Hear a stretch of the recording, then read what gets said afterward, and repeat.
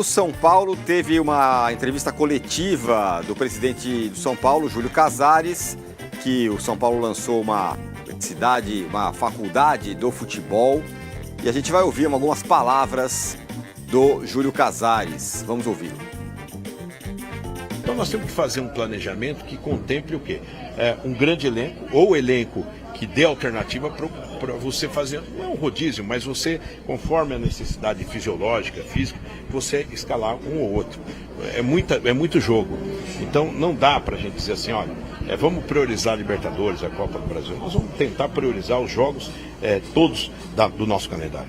Embora nós não queremos ganhar títulos, só ganhar títulos na base, nós queremos revelar jogador. Então essa é uma reunião que nós vamos fazer para definir. Tem a Ferreira, tem o Rian, tem outro, o Igor, tem jogadores com grande potencial para que a gente possa aproveitar e fazer dessa pré-temporada uma vista em todas as suas qualidades, porque o regional pode começar, inclusive, com alguns jogadores da base representando a gente. Estão indo todos muito bem. A base será uma prioridade dessa parte da gestão, desses últimos 2 anos, e nós vamos abraçar a revelação de atletas e de cidadãos, sobretudo. Então, no caso do Rafinha e do Luiz Gustavo, nós nunca conversamos ainda sobre renovação, até porque nós acreditamos que com o fim da temporada, nós vamos ter tranquilidade, e eles mesmos, com a família, poderão discutir melhor essa condição. Muito bem, tá aí o Casares falando, lembrando, né? O São Paulo lançou hoje o que ele chama de faculdade de futebol, cursos relacionados ao futebol e tal, que vai ser em parceria com a Universidade do Futebol. Mas aí também, claro que foi perguntado sobre futuro, base, o ano que vem. São Paulo no fim de semana tomou uma cacetada no Novo Horizontino na final do Campeonato Paulista, perdeu a final. Só que a base vai ser importante, hein, Arnaldo, nos próximos anos. E mais ainda, Rafinha, Luiz Gustavo, falou um monte de coisa aí, o Casares. Tirone, até fico pensando no Massa, né? Porque eu acho que uma coletiva, uma iniciativa interessante, educacional, universitária, de formação, ela acaba ficando esvaziada pelas perguntas do dia a dia do futebol, né? Mas né, Massa, o que vão perguntar para o presidente? O presidente dando uma coletiva sobre futebol é uma coisa. Separa todo mundo, podia ter dado na sexta-feira, passado, feriado. Porque ninguém foi perguntar ali, no geral, sobre o que tinha acabado de ser apresentado, que é a parceria University, São Paulo Futebol Clube e tudo mais, que eu acho que é uma coisa interessante, que pode acadêmica, mas, no final das contas, o que importa, né, o que importa para a mídia, para o torcedor, é o jogo de amanhã, é o time de 2025, aliás, mais do que o jogo de amanhã, né? O São Paulo está falando muito em 2025 e está falando um pouco do hoje, como o objetivo está quase alcançado. Então vieram as perguntas sobre a questão da base, sobre a renovação de jogadores, sobre contratações. Nesse trecho ele não falou, mas na entrevista completa ele falou também das prioridades. Quais os jogadores que o Palmeiras quer, quais as posições, Marcinho? Vamos ver se coincide com as do São Paulo. São 3 posições, né, do Palmeiras? 4, zagueiro, 8, 9, ponta. 4. Então o São Paulo só 3, porque o São Paulo não tem a grana do Palmeiras. São lateral esquerdo, principalmente, lateral direito e um meia. Um meia, cara, eu vou te... Sabemos que meia é a posição mais cara do futebol mundial, mas veremos. Falou sobre isso também o Casares na coletiva. O que já não se discute no São Paulo, nesse momento, depois daquele período todo dos meses passados, é a questão da comissão técnica, né? Pelo menos a comissão técnica está inserida nesse projeto todo para 2025 e o planejamento já está sendo feito. Falou também sobre o calendário, né? Sobre a questão da pré-temporada nos Estados Unidos, etc., a volta do Paulistão. O São Paulo deve já estrear só na 3ª rodada. Então, essa é a geral. Quando o presidente fala pouco em entrevista coletiva, quando ele tem uma oportunidade para falar, o objeto do lançamento, a parceria universitária, ficou em 2º, 3º planos, e foi mais ou menos esse é o evento do Morumbi hoje cedo. Também teve antes, no centro de treinamento do São Paulo, antes do Casares ir ao Morumbi, para o anúncio da parceria universitária. O Centro de Treinamento de São Paulo está abrigando um curso de executivos do futebol, um simpósio lá, e o Casares também abriu essa semana de intensivão de cursos de executivos, gestores de futebol no Centro de Treinamento da Barra Funda, enquanto o Zubeldia comanda o time, o treino ou os treinos para o jogo com o Bragantino na quarta-feira. Ô, Vessa, ele não falou, né? Não conversamos ainda sobre Rafinha e Luiz Gustavo, 2 veteranos que estão aí para renovar contrato. Vamos supor que você tivesse grana para renovar com um só. Luiz Gustavo. Desculpa, você perguntou. A pergunta é boa porque quem são os substitutos deles? Então você tem o Igor Vinícius, um só. Luiz Gustavo, você tem um argentino, por exemplo, que você nem sabe ainda como ele vai se comportar. Chegou, nem deram muita chance ainda para ele. Você tem os dois, na teoria, voltando de lesão. Eu acho que eu renovaria com o Rafinha, a não ser que eu vá trazer outro lateral direito. Porque o Luiz Gustavo, na teoria, você tem outros jogadores, inclusive gente que voltando de lesão para isso. Mas no melhor dos mundos, trazer 2 caras mais jovens seria o melhor dos mundos. Se eu tiver que ficar com um, eu acho que eu ficaria com o Rafinha. E aí, Massa? Luiz Gustavo, cara. Acho o jogador mais importante. Acho o jogador que o São Paulo precisa buscar para as laterais que possam ir e voltar com capacidade, enfim. Mas não vai ser difícil. Vai ser bem difícil a missão do São Paulo, hein? Pois Arnaldo, as posições que o São Paulo precisa são as posições talvez as mais difíceis, lateral e meia. Não tá fácil para ninguém, né? Não, você viu o cara do Márcio, bem difícil a missão do São Paulo. Difícil mesmo, todo porque mundo são posições raras, né? Para ir exato. Nesse limite de orçamento, o São Paulo tem que reduzir a folha de pagamento dele, ainda, né? Não é simples contratar 3 jogadores, levando em consideração que o lateral esquerdo o São Paulo tenta contratar desde que o Caio Paulista saiu, né? Então, não acho simples, não. Não são tantas posições, né? Acho que o São Paulo tem um elenco, vários setores com boas alternativas, mas nas laterais e nessa função de meia de criação, a tentativa lá com o Ramos Rodrigues pode ter queimado umas 10 tentativas na atual realidade do futebol do São Paulo, né? Vai ser difícil encontrar outra opção e acho que nesta posição, se o São Paulo for conseguir contratar alguém, vai ser alguém no perfil Rames, veterano, sem direito federativo, né? Não vai conseguir contratar o Almada, não, sabe? Não vai tentar contratar um jogador assim, porque o Garro não tem dinheiro para isso.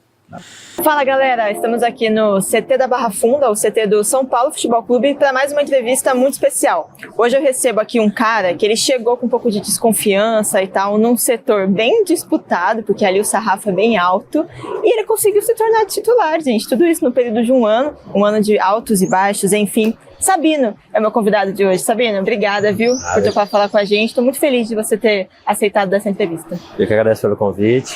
Vamos falar um pouco aí, né? Bora lá, então. Sabino, antes de qualquer coisa, antes de falar de São Paulo, tem muita coisa pra gente conversar, eu queria saber lá do seu começo, né? O Sabininho, o pequenininho. Como é que era você? Como é que era a sua vida? De onde veio a vontade de jogar futebol e de ser zagueiro? Sempre foi essa posição? Ou você tinha outra posição de preferência? Conta um pouquinho lá do começo. Então, eu nasci em Brasília, né? Mas com 3 dias eu fui pra Bahia e me criei lá, né? Então eu me considero um baiano, me considero um brasiliense, me considero um baiano. E lá começou, cara, minha família é uma família de esportistas, vamos dizer assim, né? Meu pai foi jogador profissional de futebol, minha mãe jogadora de vôlei, não profissional, mas jogava vôlei, minha irmã jogava handebol. Então minha família sempre foi uma família esportiva, assim, sabe? E comecei esse desejo vendo meu pai, velho. Meu pai jogando, né? Ele já tinha aposentado já do profissional e jogava lá na minha região, né? Lá na Bahia. Como eu estava falando com você antes, ele sempre me levava para os jogos, né? E eu via ele jogando, via as resenhas do mundo da bola. Isso foi gerando em mim uma vontade de jogar. E aí começou. Eu creio que essa vontade já estava desde o ventre da minha mãe, sabe? Mas só foi aflorar mesmo assim quando eu fui vendo meu pai, vendo as resenhas e que o mundo do futebol poderia nos dar, né? Eu sempre fui de família humilde, assim. Não falo que eu passei necessidade, mas passei muita vontade, né? Então, antes mesmo de entender esse mundo do futebol, eu já via como oportunidade de mudar a vida da minha família, né? Nem tanto do lado profissional, né? Mas do lado de mudança de vida, sabe? E começou assim.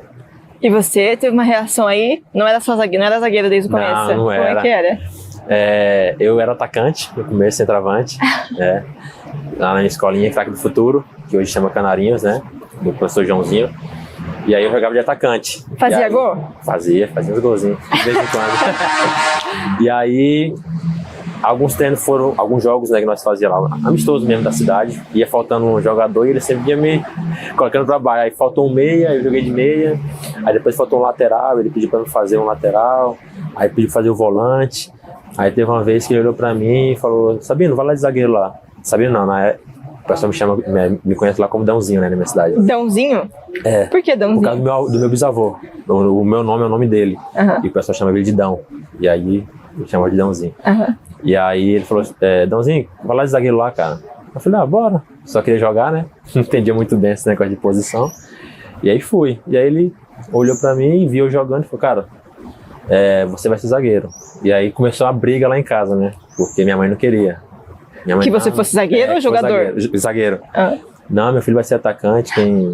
Quem é mais visto assim no futebol é atacante, meu filho vai ser zagueiro. E aí começou uma guerra, né? E meu pai, ele sempre foi um cara, como ele entende de futebol, ele sempre foi um cara mais reservado, assim, mais tranquilo nesse sentido, né? E aí ele falou: cara, não vou falar nada agora, mas vou entender o porquê que mudou de posição, né? E aí ele conversou com o Joãozinho para perguntar o que era, e o Joãozinho explicou, né, as características que ele viu no jogo, né? E que eu poderia virar um grande zagueiro. E até engraçado que ele falou: cara, se o Dãozinho for atacante, ele pode ser um bom atacante, mas se ele for zagueiro, ele vai ser um excelente zagueiro.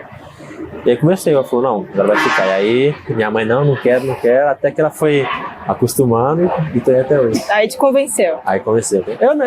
Eu nem tanto, né, porque como eu falei, eu só queria jogar, né, não importava a posição. Era mais sua mãe? Era mais minha mãe mesmo, que era meio vidrada que eu de ser atacante. Entendi. Gente, vocês estão vendo que o Sabino agora ele é titular, ele chama atenção, então tá passando caminhão, helicóptero, avião, tá passando tudo aqui no meio dessa entrevista, mas a gente vai seguindo.